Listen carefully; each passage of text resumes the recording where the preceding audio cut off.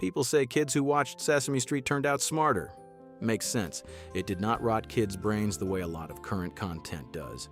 Created in 1969, Sesame Street was a rare breakthrough education, humor, music, and kindness, all packed into one neighborhood. And then it became part of the childhood of all America. But here's the part that really gets me. Those puppets almost never seem to grow old. Big Bird is still Big Bird. Bert and Ernie are still there. Cookie Monster is still Cookie Monster. But the people behind them are not. Today, let's look back at the people who helped shape your childhood and mine and see where they are now. And look closely, because the most interesting facts are hidden right behind each of these lives, like old treasures buried beneath Sesame Street. Number 1, Matt Robinson as Gordon. For me, Gordon has always been the most memorable face on Sesame Street. Come on out. Now look, be a nice guy. It's a nice little girl. She's new to the neighborhood. Say hello to her. This is Sal. He was not just the very first Gordon on Sesame Street. He was also one of the people who laid the very first bricks for the whole show. When Sesame Street premiered in 1969, he was 32, and it was his Gordon who guided viewers into the very first episode of the entire series. The one Sesame Workshop still refers to with a simple but unforgettable name. Gordon introduces Sally to Sesame Street. Right from the opening minute, Robinson was the doorway that led America into that neighborhood. What is really impressive is that he did not come into this role through the path of a star brought in just to stand in front of a camera. Before that, Robinson worked as a writer, producer, and on-screen personality at WCAU in Philadelphia, handling programs serving the African-American community. He joined Sesame Street first as part of the production team and only later stepped into the role of Gordon. But if you only remember him as Gordon, that is still not the full picture. Matt Robinson was also an early writer and producer for the show, and he created and voiced Roosevelt Franklin, a character often considered the first Black Muppet on Sesame Street. Robinson wanted to bring more real-life texture, more of the breath of Black urban America into the show. That was a bold choice, and it shows he did not just want to appear on Sesame Street. He wanted that neighborhood to feel more like real America. And there was a price. Roosevelt Franklin became controversial because some viewers felt the character unintentionally reinforced stereotypes instead of breaking them. After the first few seasons, Robinson left Sesame Street in the early 1970s. But what I really respect about him is that he did not disappear with that role. He went on to write and produce for Sanford and Sun 8 is Enough, and later joined the team of The Cosby Show. In 1982, at just 45 years old, Matt Robinson was diagnosed with Parkinson's. He fought the disease for about 20 years, continuing to work for many more years before passing away in 2002 at the age of 65. Looking back, I think he deserves to be remembered not just as the first Gordon, but as one of the people who gave Sesame Street its soul, its character, and its real social depth. And honestly, I have always had a special respect for Matt Robinson, a man who helped shape the childhood of America and then fought illness bravely until the very end of his life. Number 2, Loretta Long as Susan. To be honest, if you talk about Sesame Street and leave out Loretta Long, that is just not fair. Classic shows tend to make people remember the men first, especially the narrators or the faces at the center of the frame. But with Sesame Street, Loretta Long has been part of the original cast since 1969, and for decades, almost nobody could think of Susan without immediately seeing her face. What I admire about Loretta Long is that she did not come into the role of Susan as someone who only knew how to stand in front of a camera. Before becoming a familiar face across America, she was acting working as a substitute teacher in New York and doing public television. Her audition was also unforgettable. While the casting team was expecting a soft folk-style singer, she walked in with her own stage energy, stomping her feet, clapping her hands, and singing "I'm a Little Teapot," without any musical accompaniment. The kids watching the audition tape loved it right away, and that is how Susan was born. To me, that moment says everything about who she is, not trying to please anyone, just bringing herself into the role, and that is exactly what made her irreplaceable. But the most impressive part happened off-screen. While still acting on Sesame Street, Loretta Long continued her education and earned a doctorate in education in 1973 with a dissertation that actually studied the show itself as a model for modern early childhood education. She also helped push Susan beyond the image of someone stuck in the kitchen, turning her into a black woman with a clear profession on American television. That is not a small thing. That is how one woman quietly reshaped the way television sees itself. In 2010, she was hit by a car and injured, but she recovered. Today, she is still alive, still working in literacy and education, still connected to the legacy she helped build. And I have to say, the more I look back at Loretta Long, the more I respect her. Not loud, not flashy, but she is one of the women who helped turn Sesame Street into an icon, and that alone is more than enough for her to be appreciated for a very long time. Number 3, Will Lee as Mr. Hooper. When people hear the name, they often think of a slightly fresh apple pie. Kind old Just shop owner made on it Sesame yesterday Street. and still fresh, But and if this you may only be remember good him for as your Mr. dessert. Hooper, Look, that Mr. is Hooper. still far from enough. He was born in 1908 in Brooklyn as William Lubofsky grew up in a Jewish immigrant family and entered the stage during the years of the Great Depression. Long before kids knew Hooper's store Will, Lee had already gone through Workers' Laboratory Theater of Action Federal Theater Project and group theater, meaning he had lived through a very intense slice of 20th century American theater. He did not just pass through art, he also passed through American politics. After the war, Lee taught at the Actors Laboratory in Hollywood. Then the Red Scare hit. He was called to testify during the anti-communist investigations, refused to cooperate, and was blacklisted from many mainstream roles for about 5 years during the McCarthy era. That was not a minor mark on his record. That was a real blow to the career of a man who lived through stage and screen.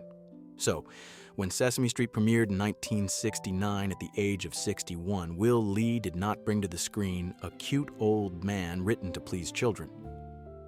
He brought a human being with history, with the rough edges of life, with the warmth of someone who had been through a lot and still held on to kindness.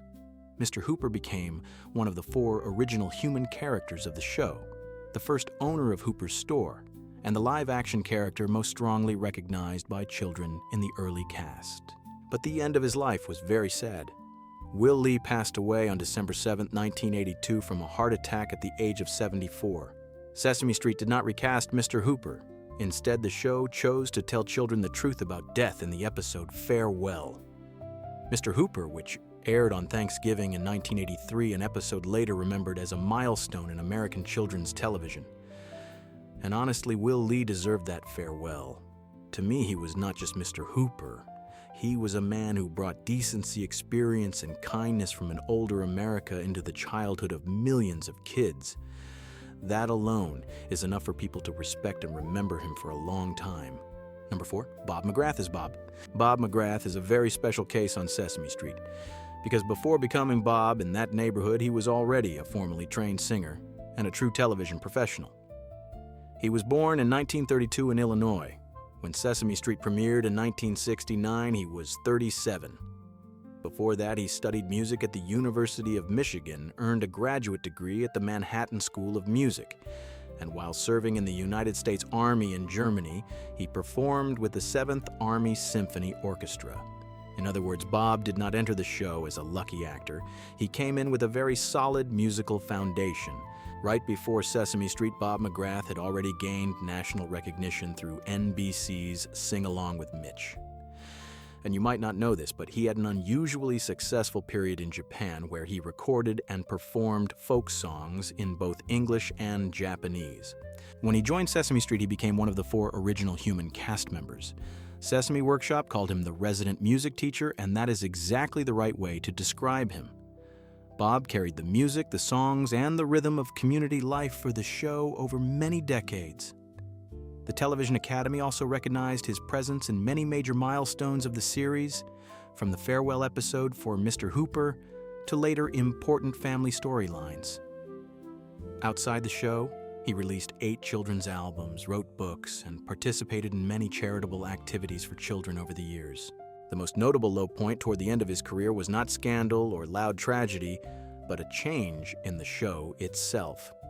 In 2016, when Sesame Street changed its format and shortened its runtime, Bob was one of the veteran faces who was no longer kept in a regular role. It was the kind of quiet goodbye that long-time television figures often have to go through. Bob McGrath passed away on December 4th, 2022 at the age of 90. To me, he deserves to be remembered as someone who brought music consistency and a very honest professional spirit into the childhood of many generations. After these 4 original human faces, you start to see that Sesame Street is far smarter than it looks. The first thing that might surprise people is the one who opened the door for America into that neighborhood was not Big Bird. It was Gordon. In the very first episode, Gordon introduces Sally to Sesame Street. Gordon leads Sally, and in doing so, leads the audience on a walk through the street. The second point is even better. Humans and Muppets living side by side was not just a cute trick for kids, it was the genius formula of the show. Sesame Street describes itself as beginning on a street where colorful Muppets and humans live and learn together. That mix made the show real enough to believe and strange enough to never forget. The third point is the heavy one. Sesame Street was not created just to sing a few catchy songs. Sesame Workshop makes it clear that the show was built at the intersection of education media and research, with the goal of helping children grow up smarter, stronger, and kinder. In short, those first 4 faces were not just cast members. They were the face of a much bigger social idea. The fourth point, and probably the most painful one, is that when Will Lee passed away, the show did not avoid it, but created Farewell, Mr. Hooper to honestly talk to children about death. Many adult shows are not even that brave. And the fifth point is the beautiful one. Even in 2026, when bringing back 250 classic episodes, they still highlight the episode where Gordon introduces Sally as a key nostalgic moment.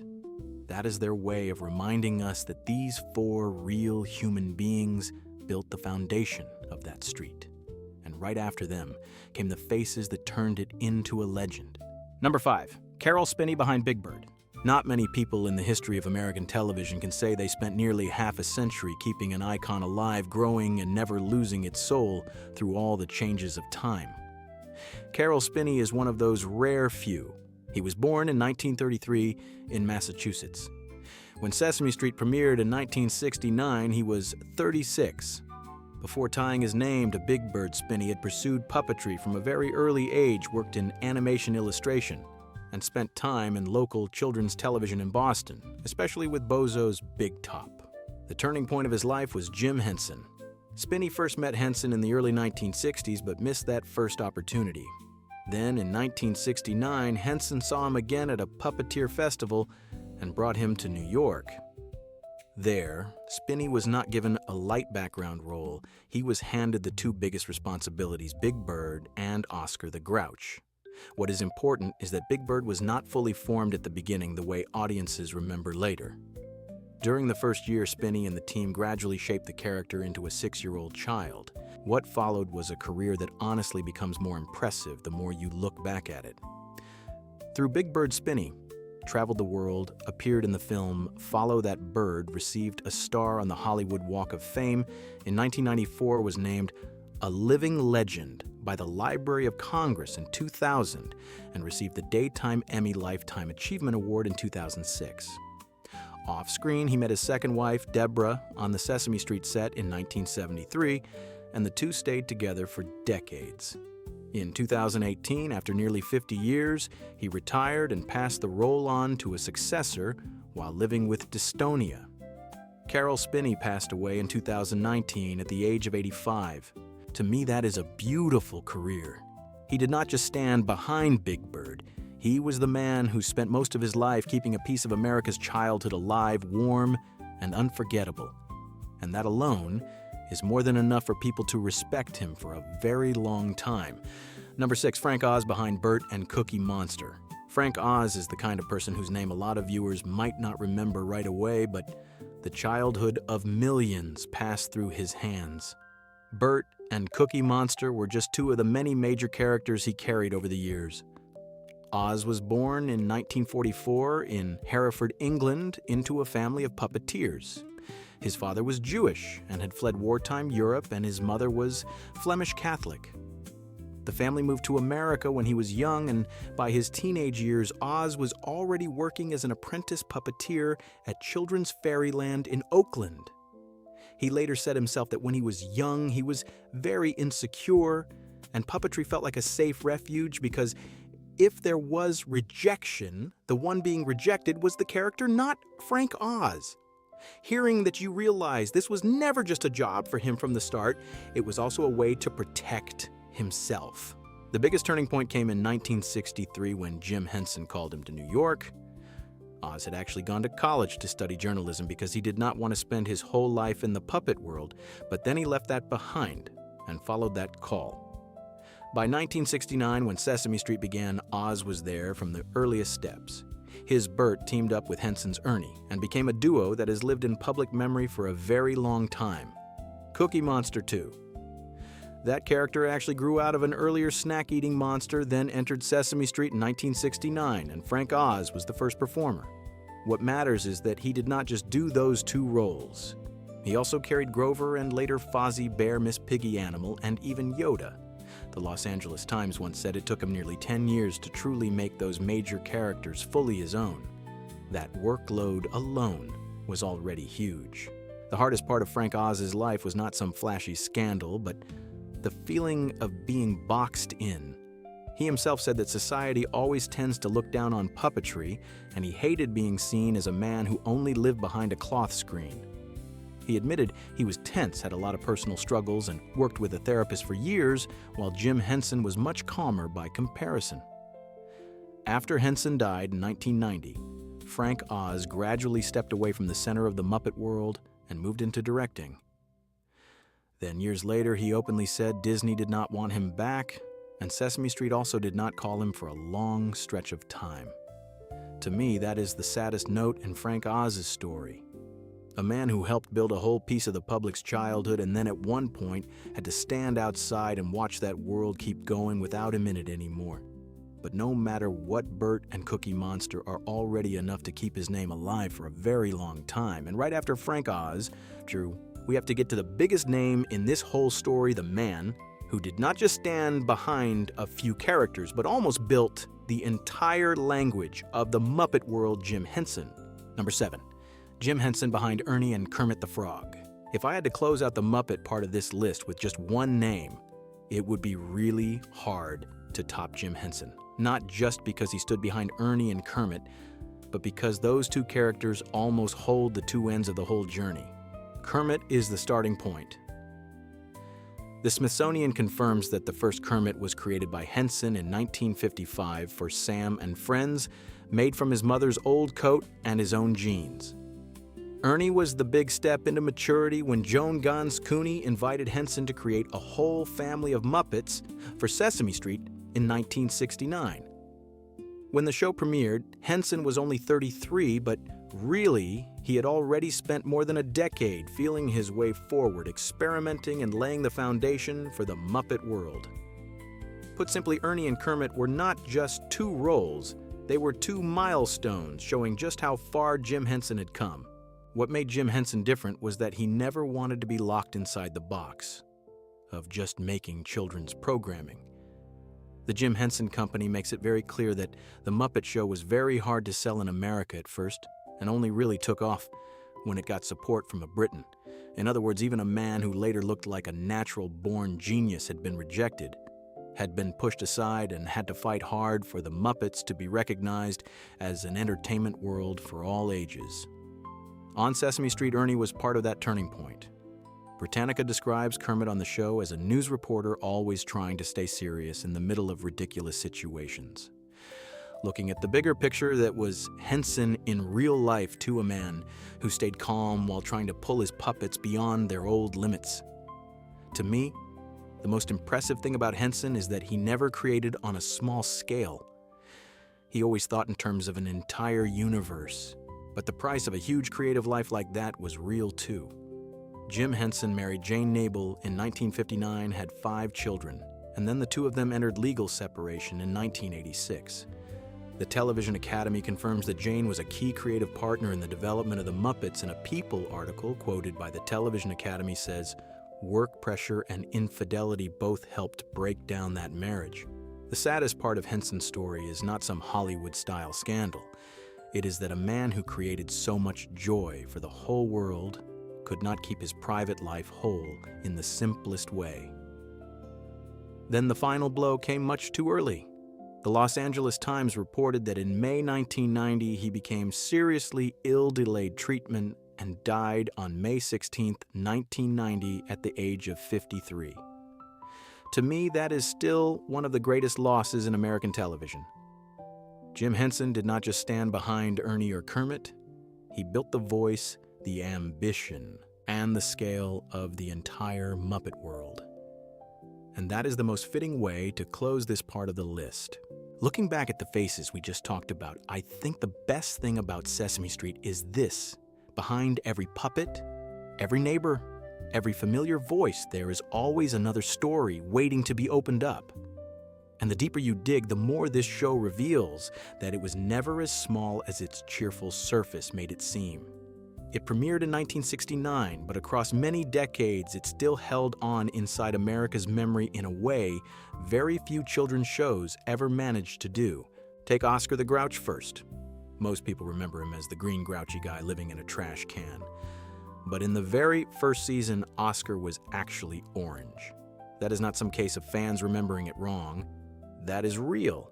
Sesame Workshop explained that part of the reason came from the limits of early color television. By season 2, Oscar had turned green, and in classic Sesame Street fashion, the show did not ignore that change, but made up a whole explanation for it that really smelled like trash. He went away on vacation to a muddy, filthy swamp, so nasty that it changed his color for good. It sounds ridiculous, but the more you think about it, the more you realize that is this show's own special kind of intelligence. Even a technical change got turned into part of the fictional world so smoothly that kids believed it right away and adults had to smile. Then there is Bert and Ernie. A lot of people look at that pair and just see two simple characters, one guy who is way too serious and one guy who always knows exactly when to push the wrong button. But Sesame Workshop has said very clearly that they have been making audiences laugh since 1969. What is so good about Bert and Ernie is that they prove something children's television today sometimes forgets. Teaching kids does not have to mean being dry lecturing them or acting like the moment something gets funny, it somehow loses educational value. Actually, the comic rhythm between those two is exactly what kept kids sitting there long enough to learn to remember and to fall in love with that neighborhood. That is a very old lesson and also a very modern one. Kids are not stupid and they deserve something smarter than loud content that just fills a few minutes. Cookie Monster too.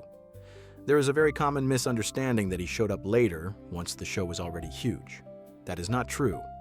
Britannica states clearly that Cookie Monster was on Sesame Street from 1969, and Frank Oz was the performer behind him from that very first appearance. That detail matters more than it seems to, because it shows that the icons we think of as having always been there really were there almost from the beginning. And if you look wider than that, Sesame Street was the place where a lot of Muppets learned how to step out in front of the American public in the broadest sense. Without that neighborhood, there is no guarantee the Muppets would have become so early on the kind of cultural language that both kids and adults instantly recognized. Put simply, Sesame Street did not just succeed because of the Muppets. On some level, it was also the launch pad that helped turn the Muppets into a much bigger world. That is what I have always liked about this show. The facts may sound small, but they open up a much bigger layer of meaning. Oscar changing color is not just a funny little production story. Bert and Ernie are not just a comedy duo. Cookie Monster is not just a cookie-obsessed monster. The more closely you look, the more you see that Sesame Street was built through choices that were sharp, professional, and sometimes a lot bolder than its soft surface lets on. It knows how to make kids laugh, but it also knows how to respect kids' minds. That is why even now, when adults come back to the show, they do not feel like they are revisiting something childish. They feel like they are meeting again a piece of childhood that was made with a rare kind of seriousness. And maybe the most beautiful part is that after all these years, those characters are still living on in a very American way. In 2019, USPS released the Sesame Street Forever stamps, turning the faces from that neighborhood into part of the country's mail. It may sound like just a small detail, but really, it is a very big sign. Not every children's show goes from a small screen to postage stamps, museums, cultural history books, and the memory of generations of families. When a show reaches that level, it is not just entertainment anymore. It becomes collective memory. There are some shows that exist just to help people pass an evening, but Sesame Street was never that kind of show. For so many of us, it was part of our childhood mornings, a familiar voice coming out of an old TV set, a group of faces and puppets that somehow made the world out there feel a little gentler. And then time moved fast. The kids from back then have now become fathers, grandfathers, old men with families of their own. A lot of the faces on today's list have grown old too, and some of them are already gone. When you think about that, it is hard not to feel at least a little sadness. But after all that, the biggest feeling is still gratitude. Gratitude that we got to grow up with the show that was that decent, that smart, that full of kindness. And maybe the nicest way to hold on to that part of childhood is not by trying to drag time backward, but by letting ourselves get a little smaller again just for a moment right now. Tell me about your memories of Sesame Street in the comments, and subscribe to the channel so we can keep coming back together and revisit more masterpieces that helped shape an era none of us could ever forget.